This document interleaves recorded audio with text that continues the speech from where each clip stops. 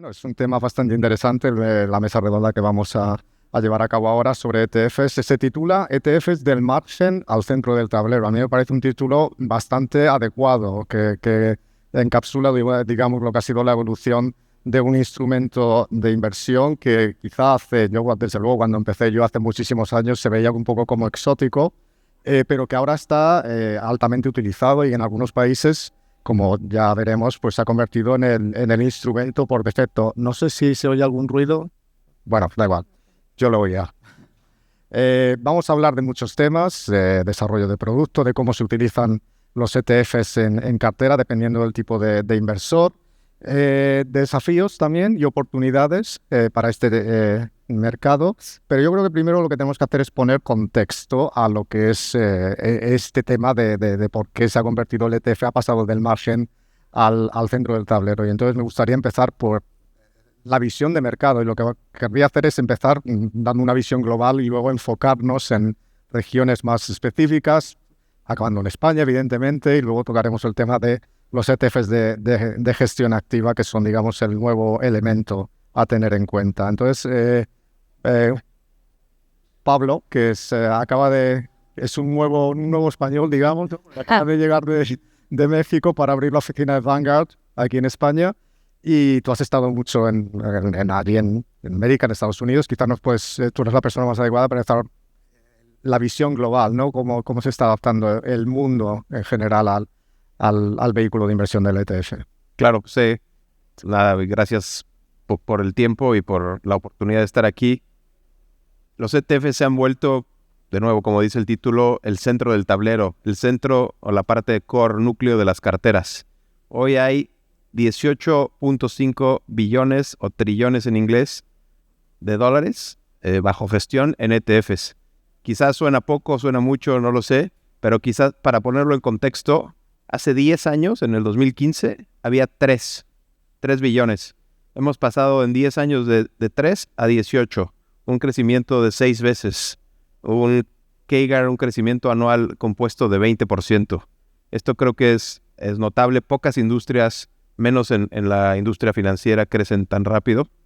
Y nada, creo que esto se debe a, entre otras cosas, pues que son vehículos que permiten una diversificación muy, muy, muy amplia, de manera muy, muy eficiente y sencilla.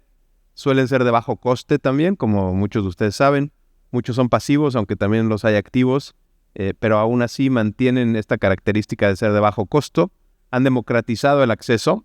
Hoy con un par de trades tú puedes tener una cartera muy bien diversificada. Comprando, es más, ni siquiera un solo ETF te puede proveer una cartera diversificada entre renta fija y renta variable. Este tipo de atributos, además de la transparencia, los han vuelto una pieza fundamental de todas las carteras de inversión prácticamente en el mundo.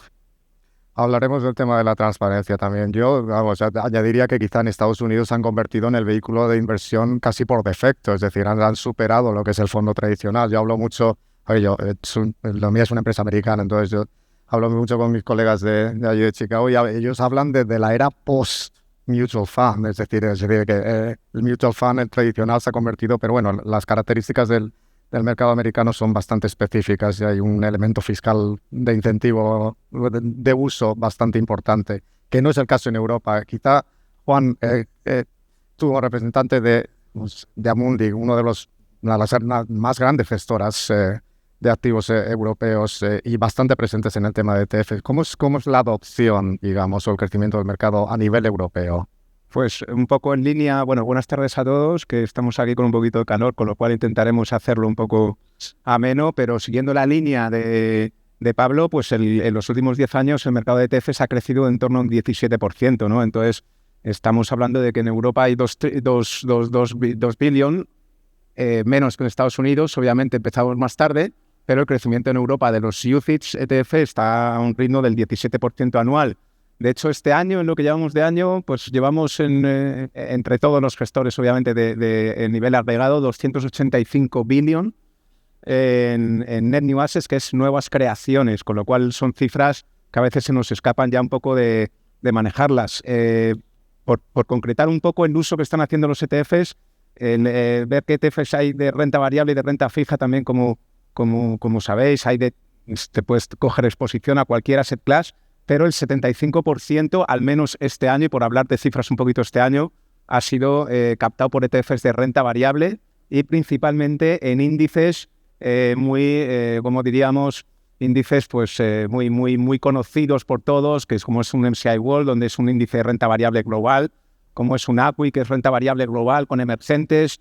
Prácticamente han captado el 60% de esos inflows que ha habido en renta variable y empezamos el año con mucho interés, mucha captación en ETFs de renta variable Europa.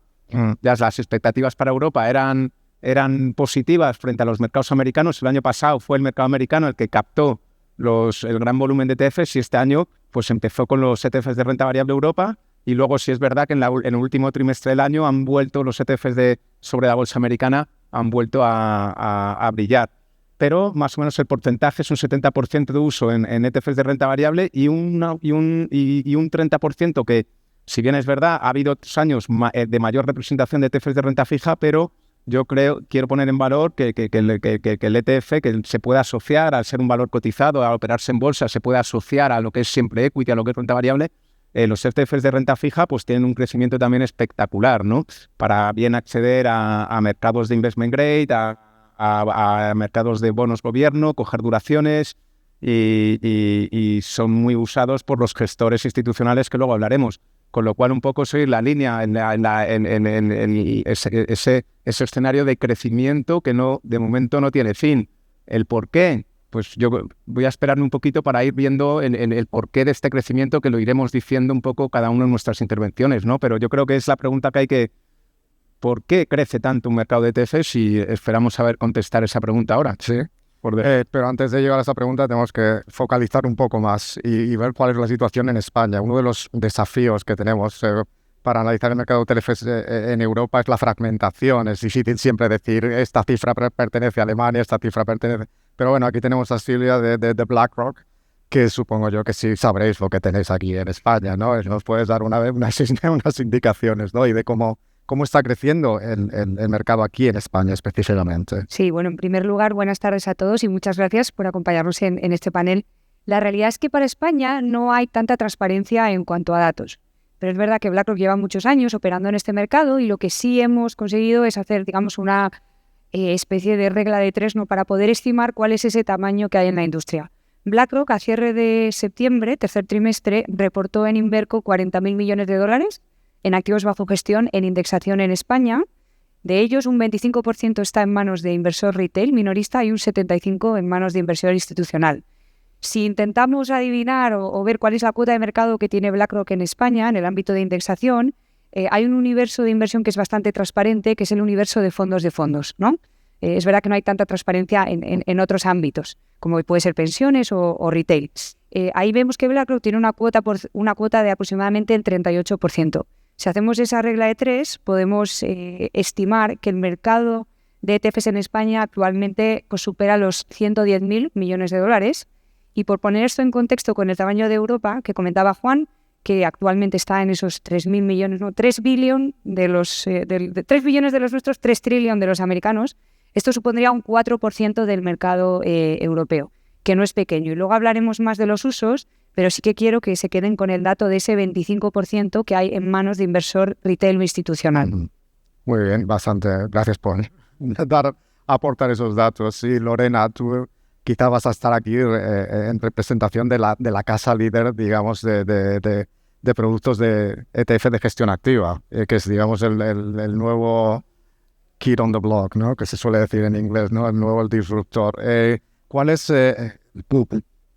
Nosotros en Morningstar hemos publicado hace bastante poco un informe bastante importante de cómo está creciendo este mercado. Muchísimo más en Estados Unidos, evidentemente. Las cifras ahí de crecimiento son astronómicas por diversas razones específicas del mercado americano. ¿Cómo lo estáis viendo vosotros en Europa? Pues bueno, lo primero... ¿Me escucháis bien? Perdón, que no me oía.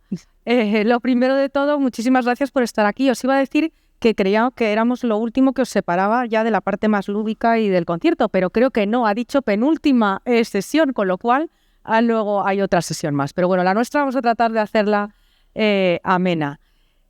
Bueno, yo creo que la parte de ETFs de gestión activa, si queréis, es la más joven. Hay pocas cosas que yo creo que han crecido más que los ETFs per se, y una de ellas son los ETFs de gestión activa. Está claro que al final nosotros fuimos una de las casas pioneras, lanzamos los primeros ETFs en el 2014, o sea que llevamos pocos años. Yo me acuerdo que había quien decía, oye, es que llegáis tarde a la fiesta. Digamos, la fiesta no ha hecho más ni empezar. Y esa es una realidad, es así. Y prueba de ello son los datos de crecimiento. Entonces, en cuanto a ETFs de gestión activa, en Estados Unidos ya han pasado el 10%, suponen el 11% del volumen total en ETFs, lo cual, bueno, pues siendo una parte de la industria tan joven, yo creo que es un hito súper importante. A nivel global es más o menos un 9%, y es verdad que Europa va algo a la zaga con alrededor del 3%. Pero en términos de flujos, de captación de los flujos, es decir, el porcentaje que suponen los flujos de los ETFs de gestión activa respecto a la totalidad en los ETFs, a nivel global estamos hablando de cifras ya del 28%, ¿vale? En Europa no llega al 10%, en torno al 9%, con lo cual la verdad es que es un crecimiento muy importante y sobre todo consistente. Y luego, otro dato también que me pareció curioso, ya no solo el número de gestoras que digamos que están lanzando ETFs de gestión activa, sino el número de ETFs de gestión activa. En ETFs pasivos hay en torno por encima de 4.100, algo así. ETFs de gestión activa, el dato que lo veo esta mañana son 2.496. 2.496 en, bueno, pues prácticamente 10 años, con lo cual la verdad es que es un crecimiento exponencial, pero sobre todo constante, consistente y que desde luego tiene margen en el futuro. Sí, la verdad es que cuando se habla de ETFs, el tema de expectativas positivas, yo creo que es universal, ¿no? Ese es el consenso.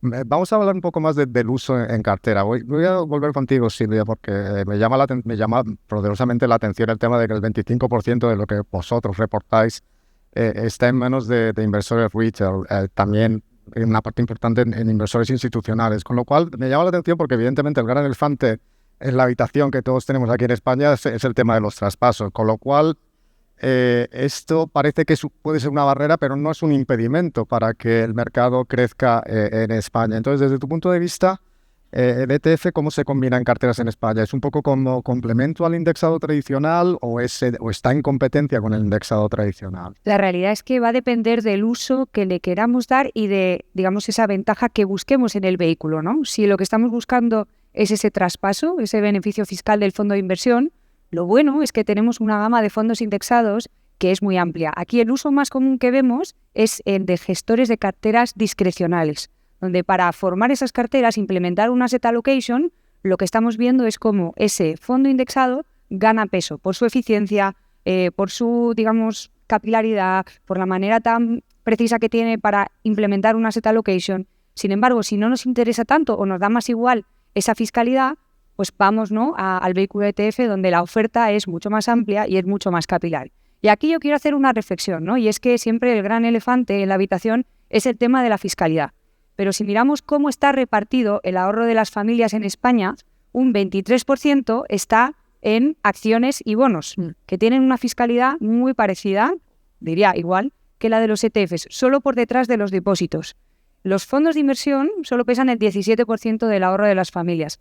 Por lo tanto, realmente yo creo que para el inversor realmente final en España, esa fiscalidad no es un impedimento, no es algo más que tenemos nosotros en la cabeza, ¿no? Y de hecho BlackRock hace una encuesta a nivel inversor retail en Europa, donde sacamos unos datos bastante interesantes. Vemos que el 22% de los inversores retail en España tienen ya ETFs. Eso está por debajo de la media europea, que es de un 25%, pero está por encima de países como Italia o Francia. Nos puede, digamos, sorprender. Y hay un dato que sorprende mucho más, y es si miramos el crecimiento de nuevos inversores en ETFs en España desde el año 2022, vemos que hay 1.6 millones de nuevos inversores retail en ETFs en España. Esto, por poner en contexto, supone un crecimiento del 169%. solo por detrás en porcentaje de Países Bajos y solo por detrás en número de inversores de Alemania, que sabemos que es el mayor mercado en cuanto a uso retail de ETFs en Europa. Por tanto, yo creo que no debemos de obcecarnos o fijarnos tanto en ese tema fiscal, porque lo que vemos es que realmente no es un impedimento para el inversor retail español. Pero bueno, desde mi punto de vista estaría bien que lo quitasen, ¿no? O que por lo menos... Bueno, aquí ya no podemos bueno, eso ya es otra cosa, es una opinión personal. El uso de los ETFs en cartera a lo mejor puede variar dependiendo de si el cliente es institucional o retail, ¿no? Entonces, Juan, por ejemplo, vosotros tenéis bastante clientes institucionales. ¿Cuál es el uso principal que hacen ese tipo de clientes? Bueno, pues efectivamente, desde que empezaron a cotizar los ETFs en España, si no recuerdo, 2005, hasta hace poco que está el retail un poquito, como dice Silvia, un poquito no, se están dando, el producto no tiene nada que ver como es conocido ahora antes. Siempre el uso lo hacían los inversores institucionales. Y yo cuando digo los inversores institucionales, digo los profesionales de gestión de fondos, de carteras, de pensiones, y durante muchos años eran los que realmente invertían en estos vehículos para posicionar la parte más core, que al principio parecía que los ETFs iba a ser un vehículo más táctico, es decir, aprovecha los movimientos de mercado más a corto plazo, es un vehículo que cotiza intradía, puedes comprar, puedes vender en el día. Todo inducía a que el ETF era un producto más táctico, ¿no? Pero la realidad es que el 70% del uso de los inversores institucionales lo usan para construir sus la parte core de la cartera, es decir, en el pilar, ¿no?, de la cartera. Entonces, ese ha sido nuestro principal objetivo y nuestro principal cliente. Yo sigo pensando en que una buena manera del retail de beneficiarse de los ETFs también es a través de estos fondos multiactivos que ofrecen las diferentes entidades en España, donde hay equipos de profesionales muy buenos y donde obviamente están ofreciendo un producto final con un subyacente muy eficiente, transparente y todo lo que queramos decir, todas las bondades que queramos decir de los ETFs, pero con un asesoramiento profesional, porque al final un ETF replica un índice. En ETFs me voy al lado pasivo, replica un índice, y entonces yo creo que es muy importante también ir de profesionales, ir de otros fondos o multiactivos que te hacen, que te combinan, y ese ha sido nuestro foco, ¿no?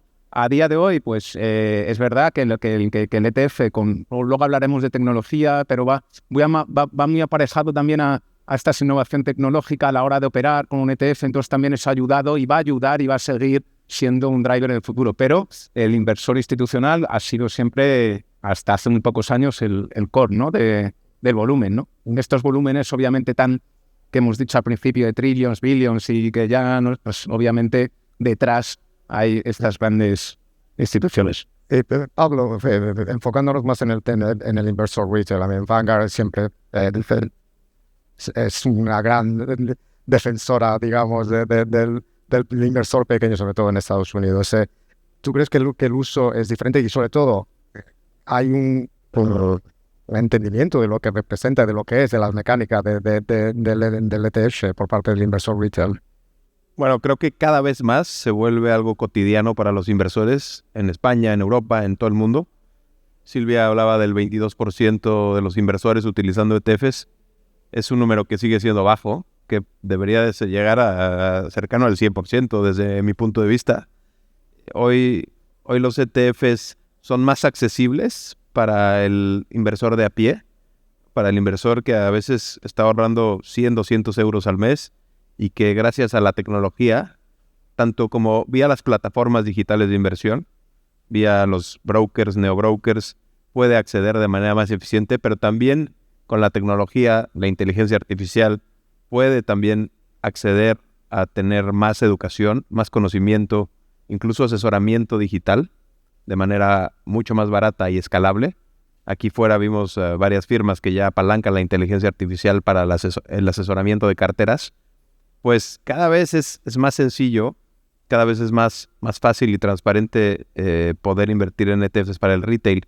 Creo que no solamente estos neobancos, neobrokers, que sin duda han democratizado mucho el acceso, pero también los bancos tradicionales, los gestores tradicionales, cada vez están más cerca del retail ofreciendo acceso directo a que el retail pueda comprar un ETF y beneficiarse de todas estas ventajas de los ETFs.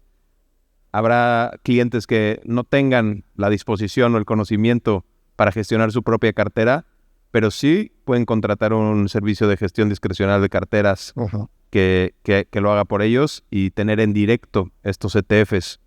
A veces por temas fiscales convendrá un fondo, pero bueno, últimamente es el acceso a inversiones indexadas diversificadas que te permiten participar en los mercados financieros de una manera mucho más eficiente. Entonces, el crecimiento del retail, para concluir, es apenas estamos viendo la punta del alza, yo creo, y ese número de 22% debería crecer. Sí, desde luego es la asignatura pendiente. Eso. Y por dar un dato aquí que viene muy en línea con lo que comentas, Pablo, en esta encuesta preguntamos a lo que consideramos adultos que son mayores de 35 si han escuchado hablar de los ETFs. Un 50% nos dice que nunca ha oído hablar de los ETFs.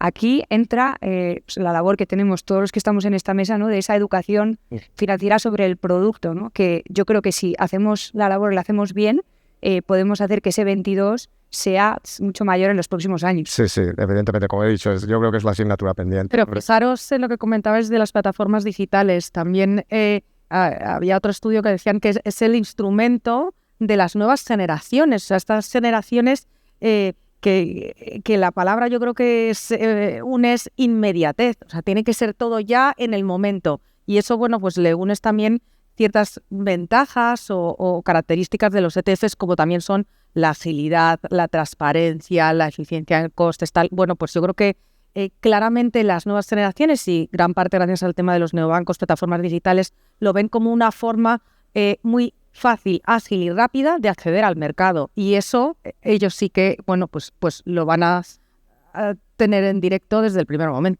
Bueno, quizá para acabar este bloque de uso en cartera, voy a estar contigo, me quedo contigo, Lorena, porque tienes que... A ver, tu producto es, digamos, un poco específico, ¿no? Entonces, ¿a quién vienes tú a desplazar? ¿A los fondos pasivos tradicionales o a los fondos activos? Muy sucintamente.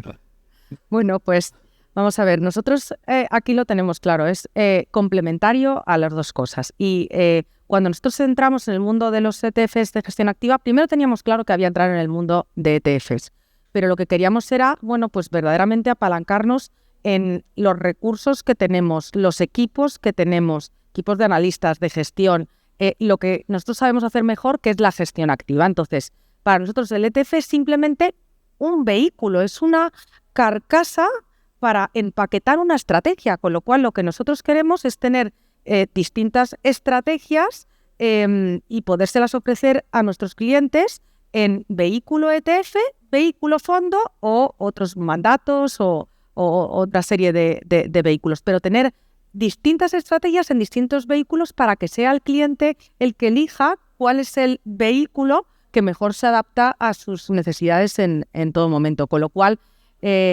claramente es complementario en los dos lados, tanto a la gestión pasiva como a los fondos. Claro, que vienes a desplazar a todos. En ese sentido, y perdón que me meta aquí, pero ¿consideras que simplemente está canibalizando la propia industria de fondos activos?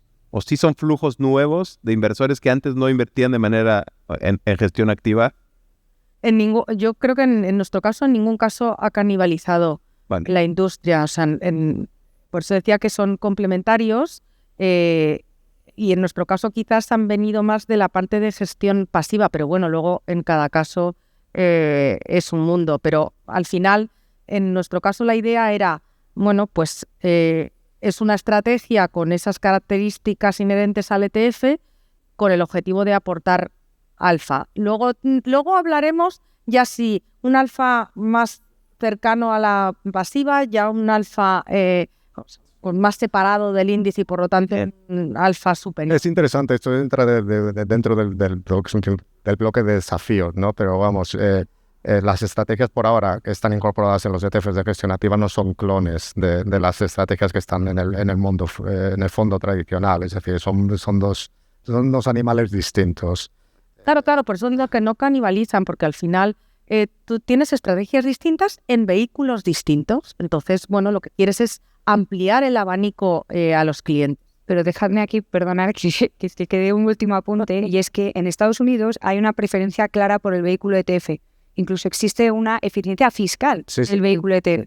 Entonces, yo creo que una de las principales razones de que hayan crecido tanto en número de vehículos como en volumen los ETFs de gestión activa en Estados Unidos es que es la manera que tienen gestores activos de acercar sus estrategias de una manera atractiva, eficiente fiscalmente al cliente retail. Sí, están en otra fase. Entonces, es una manera de comercializar su estrategia, digamos, a través del vehículo que es el preferido allí, que es el ETF. Sí. José, una última en lo que decías de que los ETFs activos a lo mejor no es una pura estrategia activa, pero es verdad que hay una limitación, y la limitación es que un ETF como vehículo requiere de unas características. Una de las características es que a día de hoy, como se está viendo, es que tiene que reportar la cartera a diario.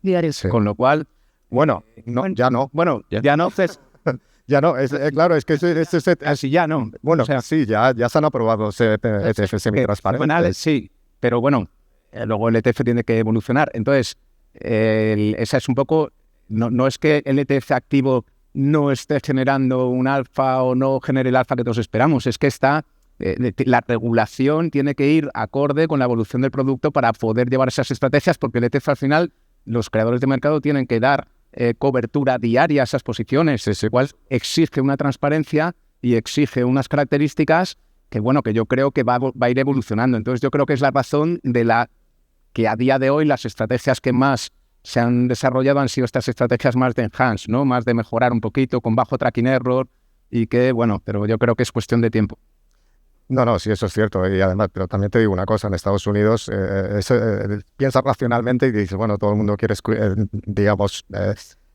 proteger la salsa secreta, ¿no?, de las estrategias, pero el semitransparente en Estados Unidos no ha tenido mucho éxito. No quiere decir que no vaya a cambiar, pero por ahora los clientes en Estados Unidos que sí usan ETFs de manera muy mayoritaria por el tema fiscal, siguen teniendo una preferencia muy directa por la total transparencia de las carteras, incluso en ETFs que tienen un riesgo activo, un active risk bastante elevado y que son clones de estrategias que están en fondos mutuos. Pero vamos a seguir porque me habéis destrozado todo el guión. Así os lo digo, pero bueno. Vamos a ver un poco de diferenciación competitiva en ETF. Es decir, vosotros representáis a 4 casas. Muchos de los productos que tenéis seguramente son iguales. Vemos a más casas gestoras, sobre todo con el tema de ETFs de gestión activa, entrando en este mercado. ¿Se puede hablar de saturación? No lo sé, pero ¿cómo estáis adaptando vuestros catálogos para incluir una gama de productos que se tiene que innovar de forma constante y al mismo tiempo mantener esa ventaja competitiva, ¿no? ¿Empiezo yo? No, lo dejo ahí, como queráis, un debate. Yo creo que puedo hacer un comentario. En nuestro caso, nos mantenemos fiel a nuestra filosofía de ofrecer productos core, productos para el núcleo de una cartera muy bien diversificados. Sin embargo, sí que estamos ampliando nuestro anaquel para ofrecer algunas opciones adicionales, por ejemplo, en renta fija, poder tener más opciones en cuanto a duración o en cuanto a riesgo crédito, porque sabemos que también nuestros clientes institucionales, que son muy, muy importantes, requieren de mayor granularidad.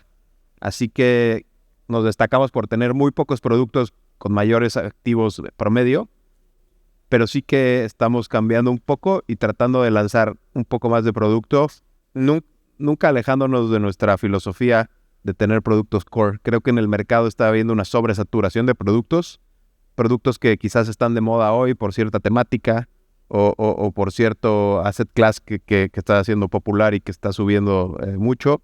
Y bueno, estos a veces en el tiempo no perduran. Creo que un producto de Vanguard siempre va a ser algo que tenga una tesis de inversión de largo plazo. Eso es creo que lo importante para nosotros.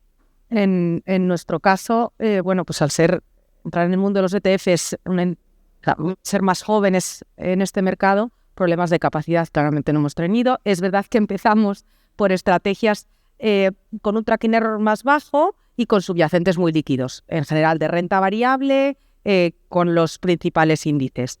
Desde hace ya un par de años y también con el foco el año que viene, hemos estado lanzando mucho ETF de gestión activa de renta fija. Al final, por la propia construcción de los índices, bueno, pues la gestión activa tiene, si cabe, todavía más sentido en el mundo de la renta fija. Entonces, para nosotros, el que haya, bueno, pues una gran capilaridad de ETFs activos de renta fija tiene todo el sentido. Es verdad que en términos, de nuevo, todavía son una parte más pequeña en los ETFs, pero el crecimiento está siendo importante en ese lado. Y eso es lo que hemos ido lanzando y que tenemos varios lanzamientos el año que viene.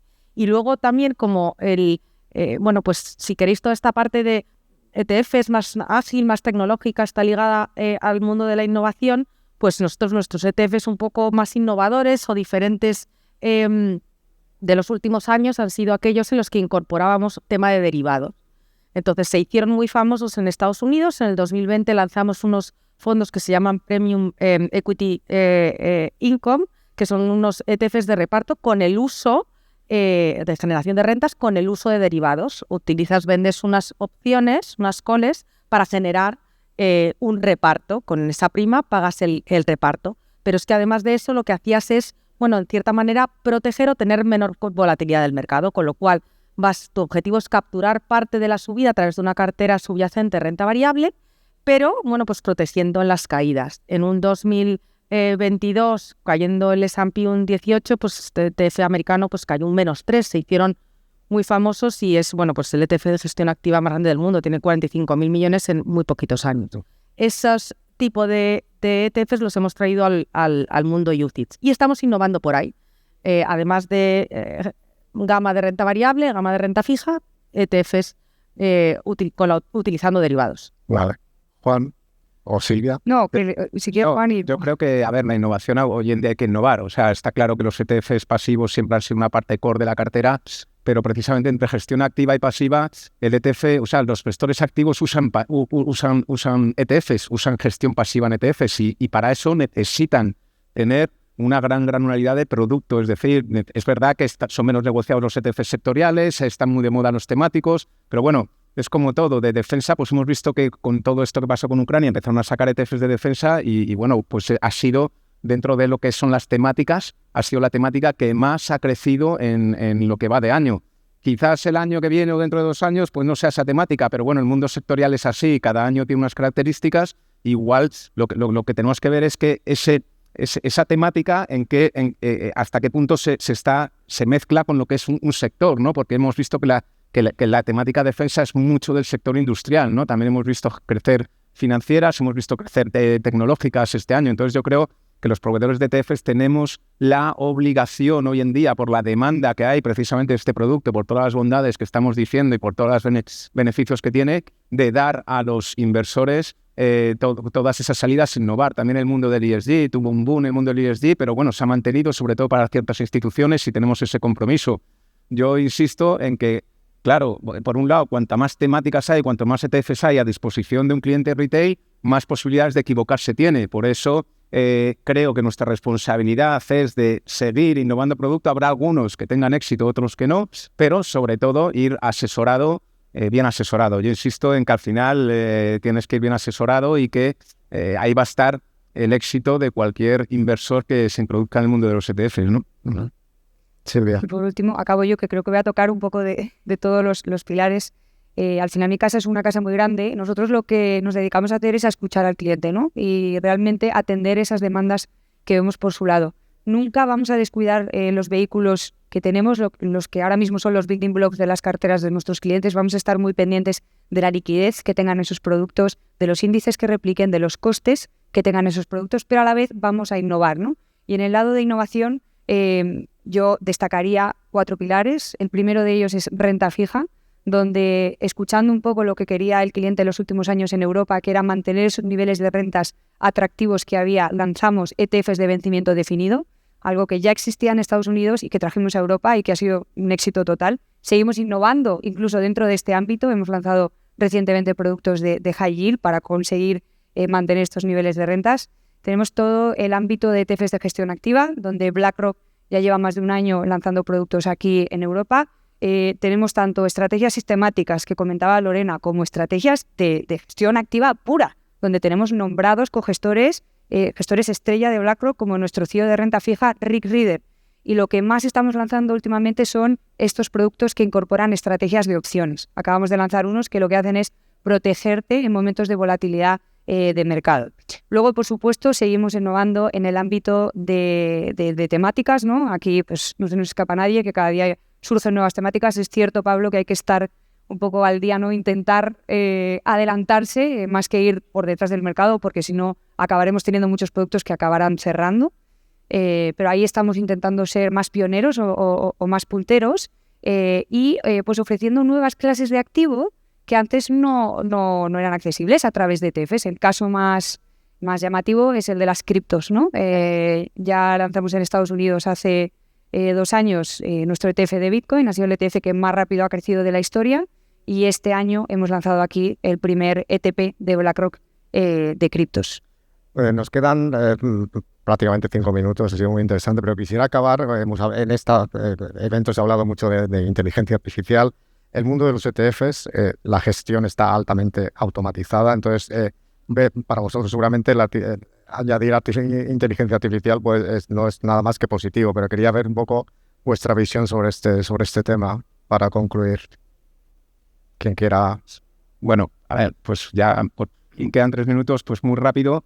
Obviamente la inteligencia artificial está siendo impactante en nuestra sociedad, yo creo, en todos los ámbitos, en el personal día a día, cuando consultamos ChatGPT, ya todos tenemos ChatGPT.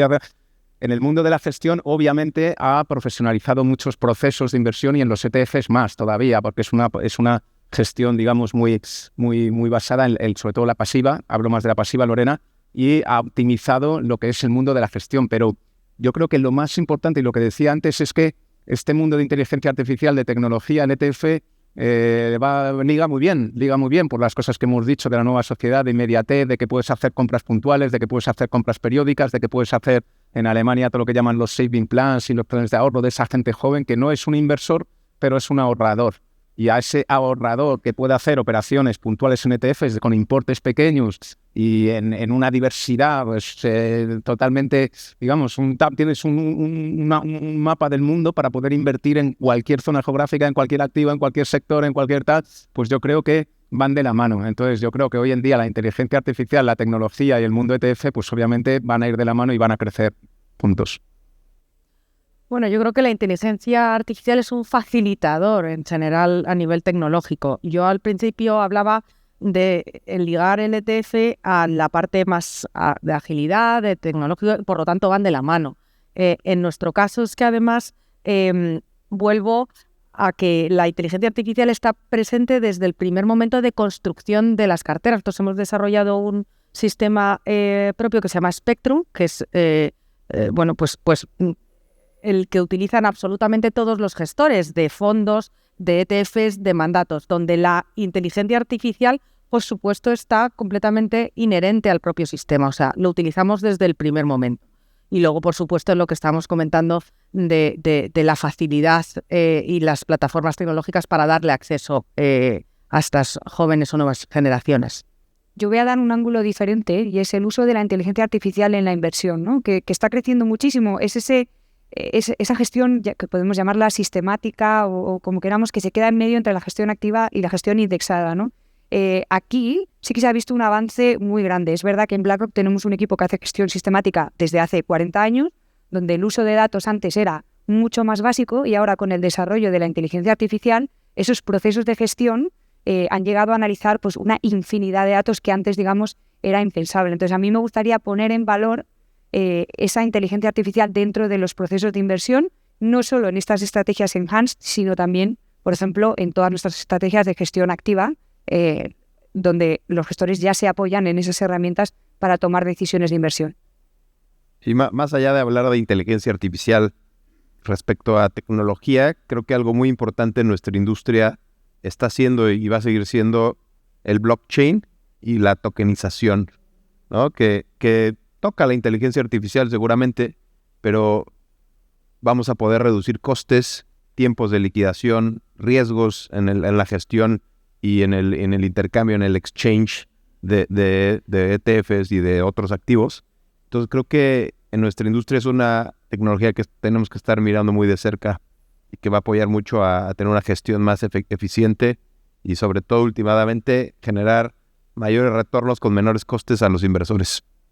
Perfecto, pues se nos ha acabado el tiempo, además lo pone ahí Clara. Hemos tocado todos los palos. Yo creo que hemos tocado más o Muy bien. menos. Así que vamos a dejar a los siguientes. Y muchas gracias. Gracias. Gracias.